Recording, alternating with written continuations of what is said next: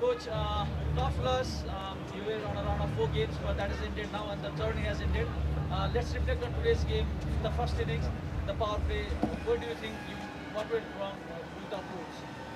I mean, again, when the game ends, it's not easy to just sum up everything rationally. But at the same time, one thing which I would say is that this has been a difficult year. I'm sure all the teams will say that difficult year for people who win the toss to actually judge the pitch really correctly. I felt that 140 was definitely 130, 140 was definitely a par or probably also a winning score, and that is what we had trained for specifically. But the power play, the way it unpanned for us today, we missed out. We missed out on two things. One, I think that a couple of good balls, very good balls from the opponents. At the same time, also the awareness of when to absorb and how to make sure that build that small little partnership first, so that you don't lose wickets back to back. Yes, we were put on the back foot with losing 4 wickets in power play, but I thought Beam and Simpson showed a lot of good positive approach and a good body language to bring us back in the game. Just around that 9th over when we lost Beam, I thought we were pretty much in the game again. If that partnership would have pulled off a little more for us, we could have posted a good score. I mean, even then, all of them who went in, I think we put up a fighting score, at the same time a good fighting approach and attitude that we always talk about, not to give up. That has been the story of Kathmandu Gorkhas for this year. Essential to just keep moving forward. If you look the numbers, you only had 2 fours and 7 sixes today. And the way you batted some of the lower order batters, they could have stayed and played the full overs, but the intent looked different than what the match asked for. I mean, I think at the moment the very positive reflection for me is Santosh Yadav. I think one of the finds for not just Kathmandu Gorkhas, but I would go ahead and say is the find for Nepal's national side. He'll definitely knock the door and get into that team and do a wonderful job for the country. And that is one of the servings that we all need to look for, because just the way he's approaching every game, the kind of what do I say the right word for that? He absorbs pressure very well, and he's very brave. He's able to read the game well, and he's played some wonderful strokes. Even today, we played some courageous strokes to keep us in the game. Also with the ball, he picked up 1 or 2 wickets. I don't know how many he picked up, but his body language overall is very impressive. I'm impressed with Santosh. Your journey has ended today, so if you reflect back on the season, how do you sum new season up with Kathmandu Gorkhas?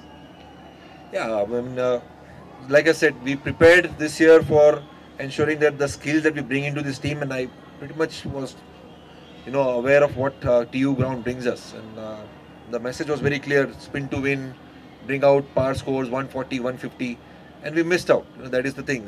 And on that particular day, when you miss out, the reflection is also that were we able to hold on to nerves? A couple of days gap, again, not using it as an excuse, but reflection. When a couple of days gap come, and then what the mind is thinking and what the mind is talking to themselves individually. We had a couple of good training sessions. I thought everyone put in real good effort.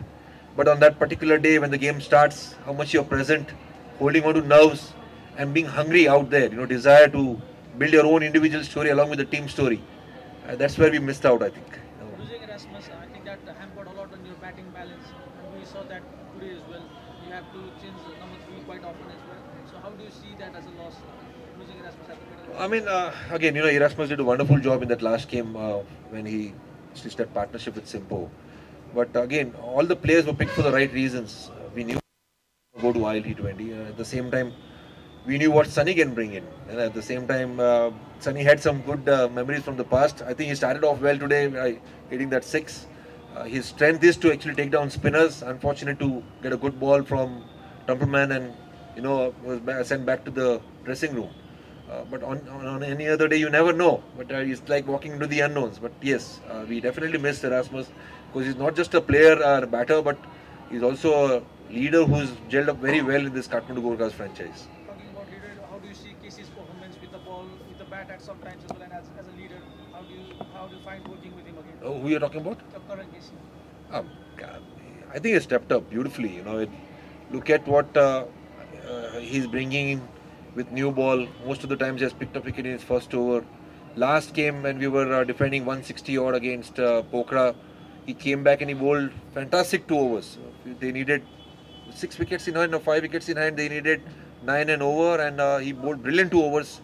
I think KC has stepped up with his death overs, and I think. So,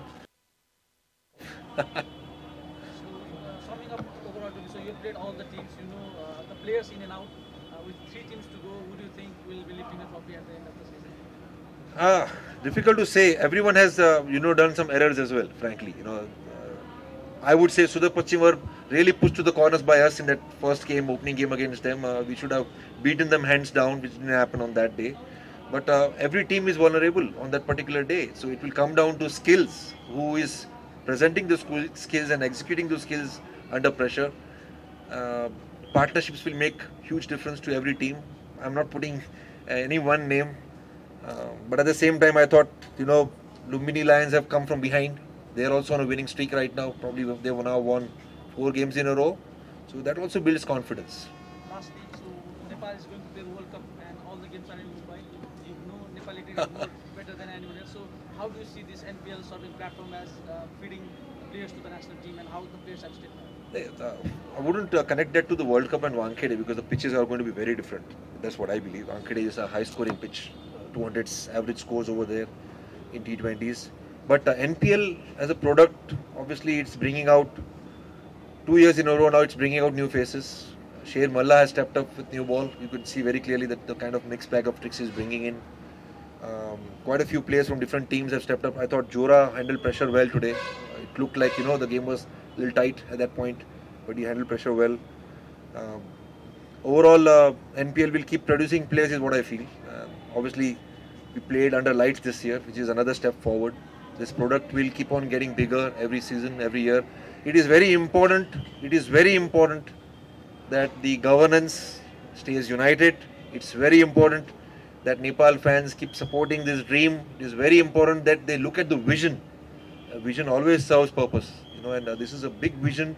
In associate cricket, where the story is getting bigger, this is one of its kind of league which will serve a lot, not just a Nepal team, but also the other associate cricketers who are coming here and getting opportunities to play with all the players and enjoy the franchise environment.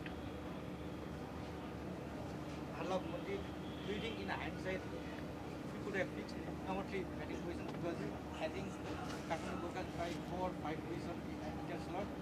That's a far good number in a short tournament like this. I have a very strong belief towards one thing which you talk about batting positions. Number one thing is that I can vouch for it that all the 18 players who are with Kathmandu Gorkhas, they train for every position.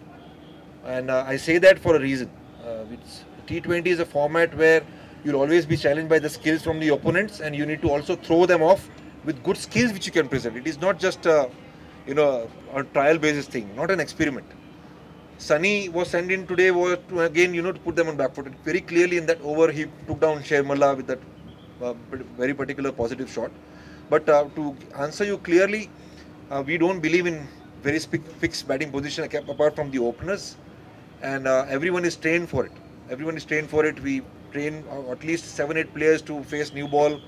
We train players to ensure that how they build partnerships in the middle. You saw how Beam played a role last game and how he stepped up in this game when he was given a different position. It's all about skills that they bring in that particular phase and roles that they play. Some of them who will be, who are good at playing strokes from ball one, they are used differently. Some of them who are good at maneuvering and giving us ones and twos and building partnerships, they are used differently.